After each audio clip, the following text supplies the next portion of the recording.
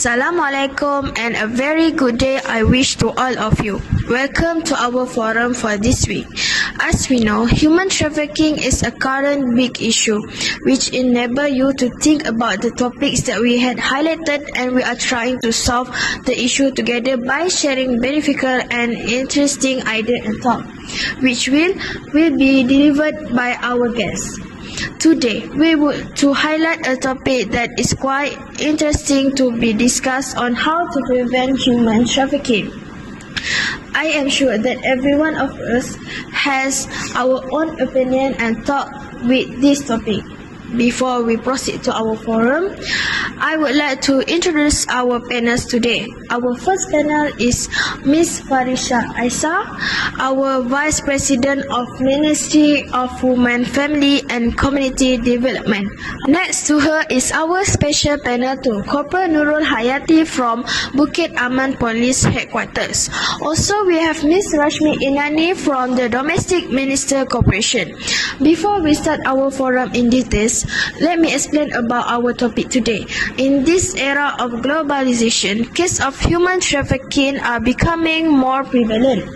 Many students and teenagers have become victims of this issue.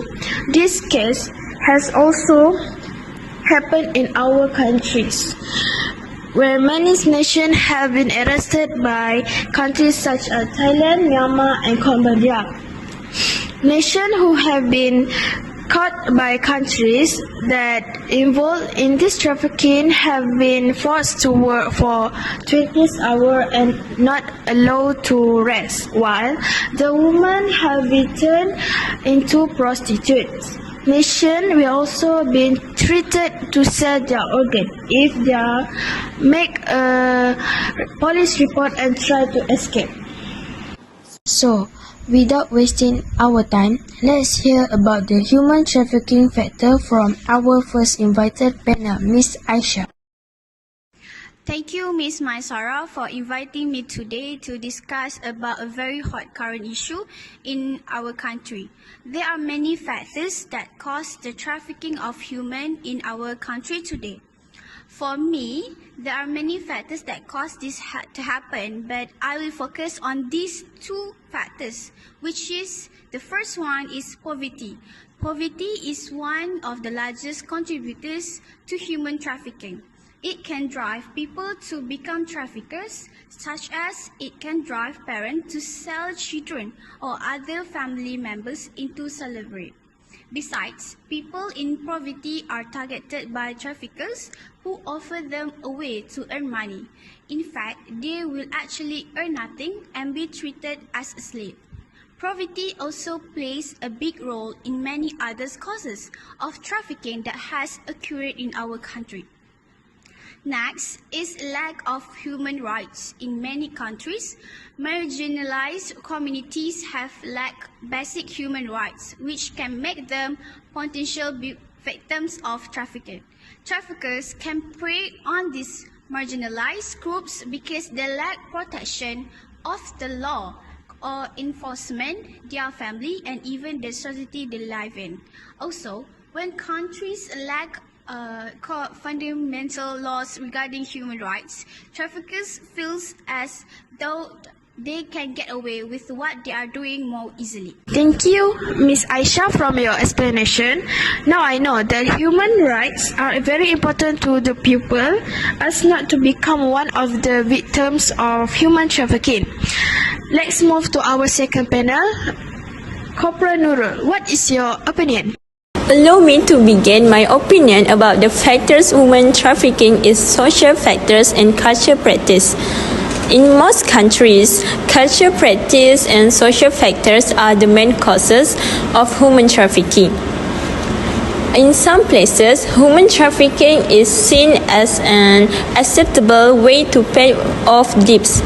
Elsewhere, selling children to traffickers is common, especially for families in rural places. In rural areas, some countries, such as Mauritania, still practice ancient slavery, where families are held for generations by slave masters. Culture and social factors can also prevent victims from talking about being trafficked or who their traffickers are, especially if they come from groups that lack human rights protections. The second factor is lack of education. Lack of education can lead to a reduction in opportunities to work with enough salary, and it can also lead to a decrease in knowledge in rights. Both outcomes and make people more vulnerable to human trafficking. In the prevention of trafficking, education can also empower children to make change in their communities as they grow up that will prevent situations and vulnerabilities that are exploited by trafficking. Okay. Thank you, Corporal Nurul. That's a great point to be said. Now, what about you, Miss Inani, for our topic today? Thank you and good morning to Miss Maisara and other guests. Me as the domestic minister would like to comment a little on the issue of human trafficking. What can I present is related to NGO that also help in solving the problem. This case has its own act. It called Akta Anti Pemerdagangan Orang 2007, Atip 2007, Section 2. NGO that I can give example to you is Majlis Anti Pemerdagangan Orang dan Anti Penyeludupan Migran MAPO. They has made a collaboration with government, and the government agreed to appoint 12 individuals from NGOs to be protection officers for traffic victim. You must be wondering about NGO's side role in this issue. Let me explain. In fact, it is the right to play a role in formulating policies and programs to prevent and fight crime, human trafficking, and migrant smuggling in Malaysia. They act inclusively because they are members of various ministries, government agencies, and other organizations. Next, this NGO has cooperated with the Women Association in holding a women protection campaign. We have agreed to develop a shelter for women and children for their safety. We focus for those who are less fortunate. The center accommodates victims who has post-traumatic stress disorder, PTSD, anxiety or depression, and continuing position activities. The NGO has made a trip to visit the survivor and the families of the victims. This aims to restore their spirit. Thank you, Ms. Nani, for your explanation.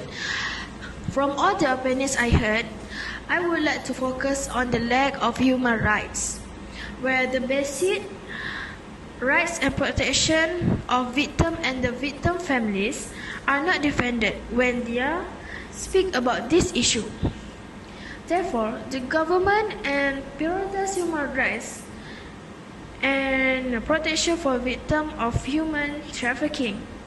The parents of the victim have also made a massive protest to the government about the children who have been arrested.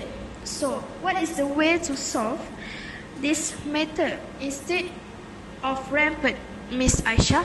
Ways to prevent human trafficking. For our parts, we have volunteer and support anti-trafficking efforts in your community. We have collaborated with NGOs to help women who have become victims of human trafficking in our country. We provide special protection to all victims, especially women. We provide physically and mentally help, such as counseling service, to encourage all victims to get up and continue living after experience trauma and dare to uphold their legal rights. Other than that, we provide knowledge to all women about personal safety and how to defend themselves when outside. We also provide jobs, internship, skills training, and other opportunities to trafficking survivors. My advice for college students, especially women, to take action on your campus. Join or establish a university club to raise awareness about human trafficking and initiate action throughout your local community. Consider doing one of your research papers on a topic about human trafficking. Thank you, Miss Aisha, about your point. And now, I would like to ask Miss Inani, what is your point to support Miss Aisha? In my opinion, the ways to prevent human trafficking is limiting foreign labor quotas. Determine the number of foreign workers that can be employed by an employer. Conduct a review of foreign workers in an organization. Impose fines and penalties on defaulting employers. Next, entry of foreign tourists is restricted. The authorities should tighten or limit the entry of foreign tourists in our country. We should take firm action in this matter. That is the great idea, Miss Nani. So now, Corporal Nurul, what action can the police take to solve this problem? Strict security control is the waste human trafficking. In addition, the appropriate step is to further tighten the control of Malaysian long and sparsely populated border, which is often a den of syndicates to carry out illegal activities on a large scale. The government must deploy the army and even whoever is responsible for guarding the country's borders to be more careful and strengthen control so that human trafficking activities cannot enter Malaysia arbitrarily. The police PDRM need to tighten security controls at every national border. Thanks for all your opinion. Now, from my opinion, the step that individuals should take is that they need to be aware of the surrounding around them and they need to learn how to defend themselves. Now, before we end our forum today, can I hear from all our panelists about their hopes for this issue? I hope that awareness about human trafficking can be raised in every level of society and that we all have to work together to fight this issue for our future generation. That's all from me.